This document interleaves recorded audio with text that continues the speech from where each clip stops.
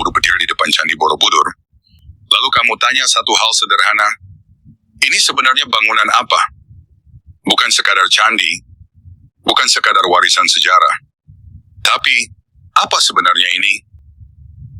Karena ketika kita mulai membaca ulang prasasti seperti prasasti Kalasan, prasasti Kelura, dan prasasti Karangtengah, ada satu hal yang langsung terasa janggal.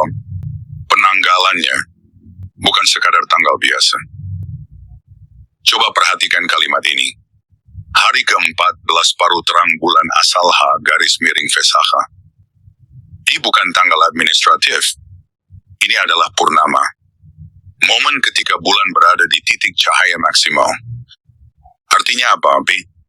Ini adalah saat langit, bumi, dan waktu berada dalam satu garis lurus. Sinkron, selaras, harmonis. Jadi pertanyaannya sekarang, apakah mungkin bangunan sebesar ini didirikan secara sembarangan? Atau dibangun tepat di momen ketika semesta terbuka?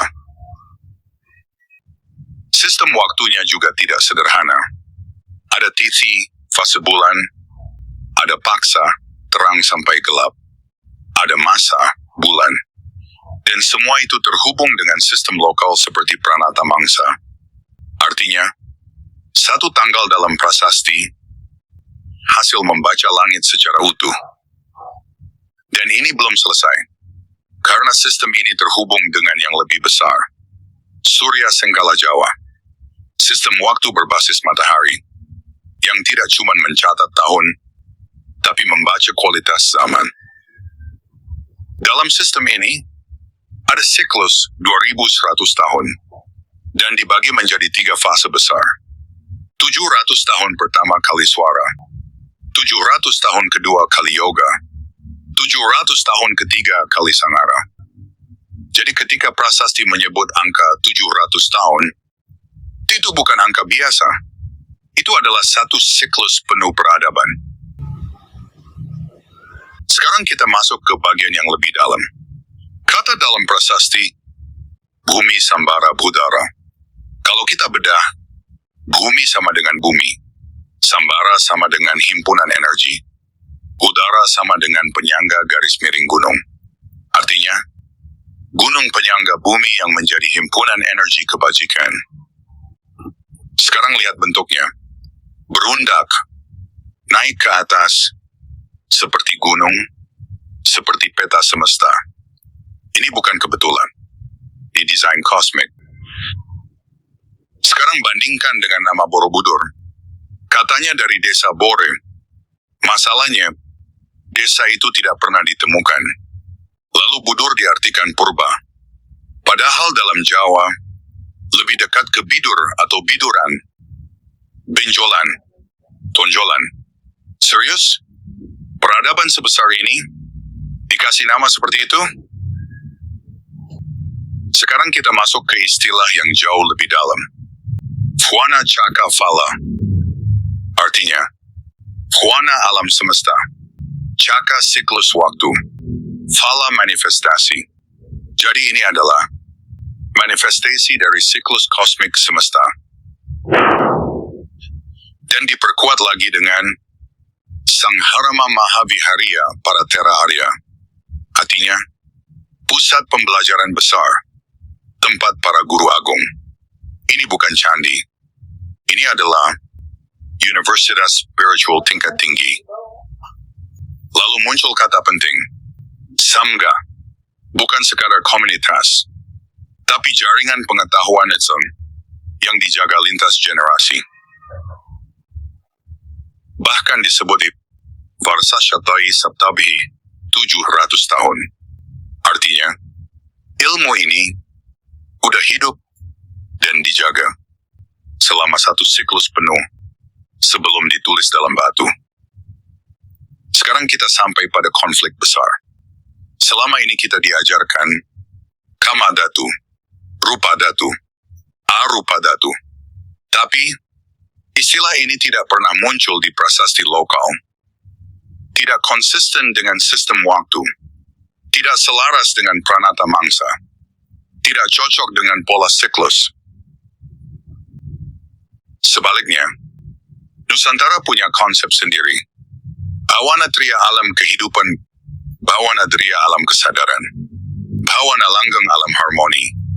Dan ini sinkron dengan struktur bangunan, sistem waktu, siklus 700 tahun, dan kehidupan masyarakat. Sekarang kita masuk ke bagian paling penting. Sistem tahun dalam prasasti Shakavarsatita. Artinya, tahun yang telah berlalu. Bukan ditambah, bukan dikonversi sembarangan. Kalau kita pakai baseline pengamatan, 6123 sebelum Masehi, maka angka-angka tahun dalam prasasti bukan lagi tanggal pendek, tapi bagian dari peradaban panjang ribuan tahun. Artinya apa? Borobudur bukan bangunan yang tiba-tiba muncul, tapi puncak dari tradisi panjang, yang sudah matang, yang sudah berjalan, yang sudah terjaga. Dan narasi kuno bahkan menyebut, pembangunan dimulai saat Purnama Vesakha, sekitar tahun 5391 sebelum Masehi. Dengan persiapan luar biasa, tanah digali, batu dihancurkan, dipadatkan dengan gajah. Lapisan demi lapisan disusun. Logam, kristal, resin. Ribuan orang hadir. Para guru dari berbagai wilayah datang. Nama-nama seperti Indaguta, Dhammasena, Piyadasi hadir dalam satu peristiwa besar. Ini bukan pembangunan biasa. Ini peristiwa peradaban. Dan jaringan ilmunya bahkan terhubung ke Nalanda Mahavihara, tempat tokoh seperti Faxian dan Yijing belajar. Sekarang semua mulai jelas. Ini bukan sekadar bangunan. Ini adalah peta kosmos, peta waktu, peta kesadaran manusia. Jadi mungkin yang selama ini salah bukan candinya, bukan prasastinya, bukan sejarahnya, tapi cara kita membaca.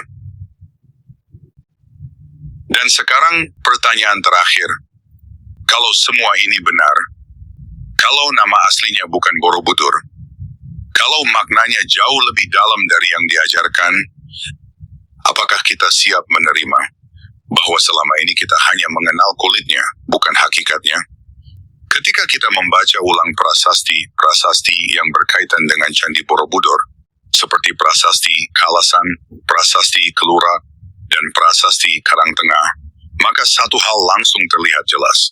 Penanggalan yang digunakan bukan sekadar angka administratif, melainkan sistem kosmik yang presisi.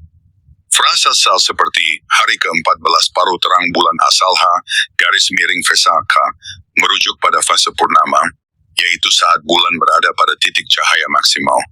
Ini bukan pilihan acak. Ini adalah momen ketika langit, bumi, dan siklus waktu berada dalam keadaan selaras. Artinya, pembangunan atau penetapan bangunan suci dilakukan pada titik harmonisasi kosmik, bukan sekadar keputusan teknis atau kekuasaan. Sistem ini bekerja berlapis, tithi, fase bulan, paksa, paruh terang garis miring gelap, masa, ayaban bulan, dikaitkan dengan pergerakan matahari dan sistem lokal seperti pranata mangsa. Maka satu tanggal dalam prasasti adalah hasil pembacaan langit secara utuh. Ini menegaskan bahwa struktur seperti Borobudur tidak bisa dipahami hanya sebagai arsitektur, tetapi sebagai hasil dari ilmu astronomi, kalender, dan kosmologi yang hidup dalam masyarakat. Dalam konteks yang lebih dalam, ini juga terhubung dengan Surya Sengkala Jawa, yaitu sistem penandaan waktu berbasis peredaran matahari yang tidak hanya mencatat tahun, tetapi juga memetakan kualitas zaman kala.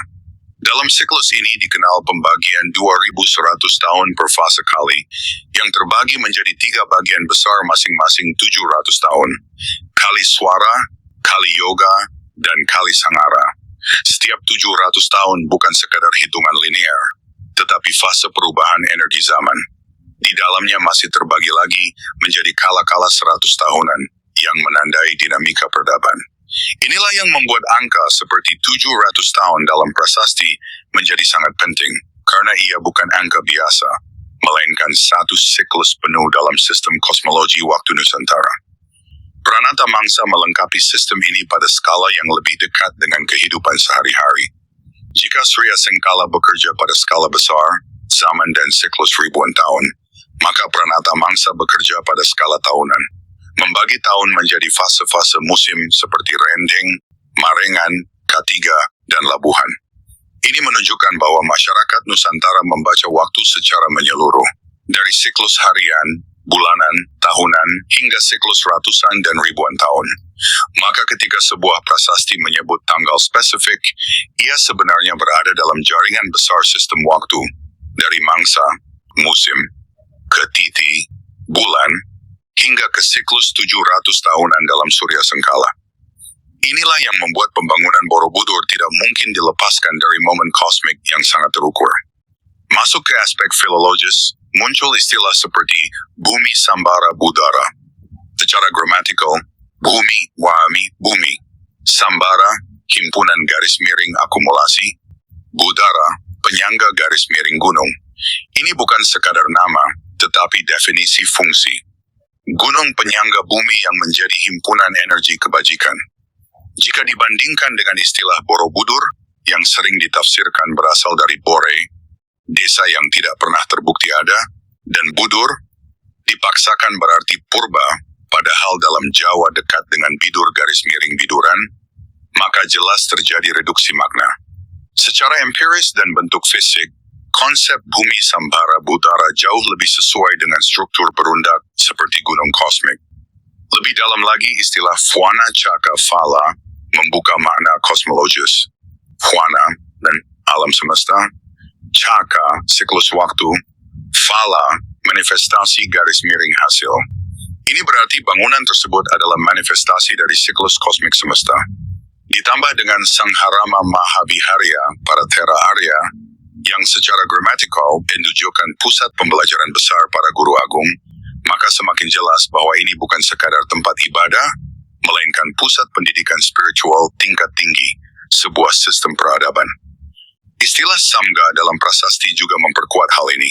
Bentuk seperti Samgaya dan Samgasya menunjukkan fungsi sebagai lembaga kolektif penjaga ilmu. Ini bukan sekadar komunitas keagamaan, tetapi jaringan pengetahuan lintas generasi. Bahkan jika dikaitkan dengan angka Farsa Shatai Saptabhi, 700 tahun, maka dapat dipahami bahwa Samga adalah penjaga pengetahuan dalam satu siklus penuh Surya Sengkala. Artinya, ada kesinambungan ilmu yang dijaga setidaknya selama satu fase zaman, sebelum kemudian diabadikan dalam prasasti dan bangunan. Ini selaras dengan konsep Pranata Mangsa yang menjaga keteraturan hidup, sementara Samga menjaga keteraturan pengetahuan. Di titik inilah muncul persoalan besar, penggunaan istilah Kamadatu, Rupadatu, dan Arupadatu. Pada umum, istilah ini digunakan untuk menjelaskan 3 tingkat struktur Borobudur. Namun jika dikaji lebih dalam, terdapat inkonsistensi mendasar. Pertama, istilah tersebut tidak pernah muncul secara eksplisit dalam prasasti Nusantara yang berkaitan langsung dengan Borobudur. Artinya, ia bukan terminologi asli yang lahir dari konteks lokal. Kedua, pembagian tersebut bersifat doktrinal dan cenderung abstrak, sementara struktur Borobudur justru sangat konkret, berbasis alam, siklus, dan pengalaman hidup. Ketiga, jika benar pembagian itu digunakan, maka seharusnya ada keselarasan langsung dengan sistem waktu, Pranata Mangsa, dan pengamatan kosmik.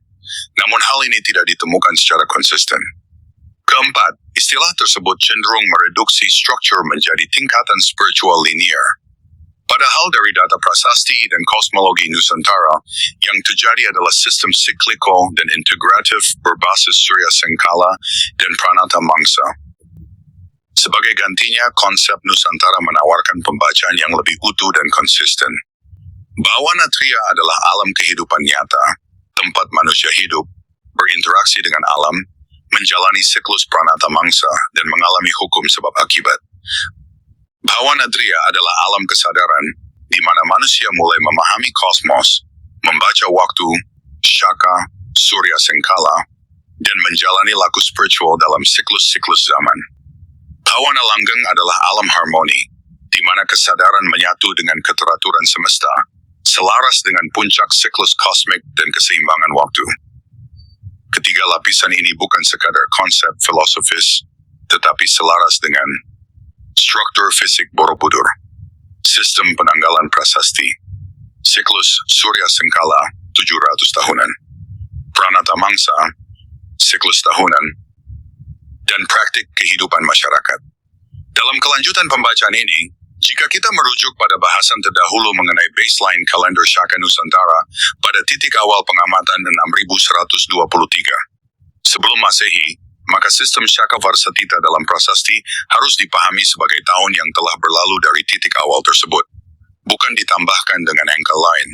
Artinya, setiap angka tahun Shaka dalam prasasti merupakan akumulasi waktu dari awal pengamatan kosmik tersebut.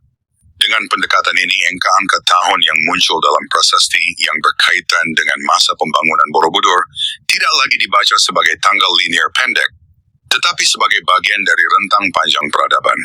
Ketika angka Shaka dalam prasasti ditempatkan pada baseline 6123 sebelum Masehi, maka posisi kronologisnya bergeser jauh ke masa lampau dan masuk dalam kerangka siklus besar Surya Sengkala. Ini isi kabel keberadaan Borobudur tidak lagi berdiri sebagai fenomena mendadak muncul, tetapi sebagai puncak dari tradisi panjang yang telah berlangsung ribuan tahun. Selaras dengan konsep 700 tahunan, kesinambungan Samga, dan sistem Pranata Mangsa yang telah matang. Dengan demikian, seluruh elemen, tanggal purnama Vesakha, keterkaitan dengan Pranata Mangsa, siklus 700 tahun, Surya Sengkala, sistem hitung Shaka Varsatita, berbasis 6123. Sebelum Masehi, istilah Bumi Sambara Budara, konsep Fwana Cakafala, peran Samha, hingga struktur tiga bawana membentuk satu sistem utuh. Borobudur bukan sekadar bangunan, melainkan peta kosmos, peta waktu, dan peta kesadaran manusia dalam kerangka Nusantara. Ketika bangunan agung ini didirikan di bumi Shambara, pada wilayah yang dalam kosmologi kuno disebut Benua Jambudvipa, dan kemudian dikenal sebagai Pulau Javatvipa, para penghuninya adalah kaum Saka, Aun Diseri Yamanamin Desa Samakam, leluhur yang menempati kawasan Nusantara sejak masa yang sangat tua. Di tempat inilah berdiri sebuah mahakarya peradaban yang pada mulanya dinamakan Fwana Cakafala, sebuah bangunan monumental yang pada masa modern dipublikasikan dengan nama Borobudur, sebuah penamaan yang sejak pertengahan abad ke-20 sering ditafsirkan melalui kerangka ajaran dari India. Dalam tradisi kosmologis kuno diceritakan bahwa ketika konstelasi Visakha muncul pada malam bulan purnama di bulan Vesakha, sebuah momen yang dianggap sakral, seluruh sarana dan kebutuhan pembangunan telah dipersiapkan. Pada saat itulah dimulai pembangunan sebuah mahakarya yang disebut Tupa Besar, sebuah struktur suci yang dimaksudkan sebagai pusat pembelajaran spiritual dan kosmologis.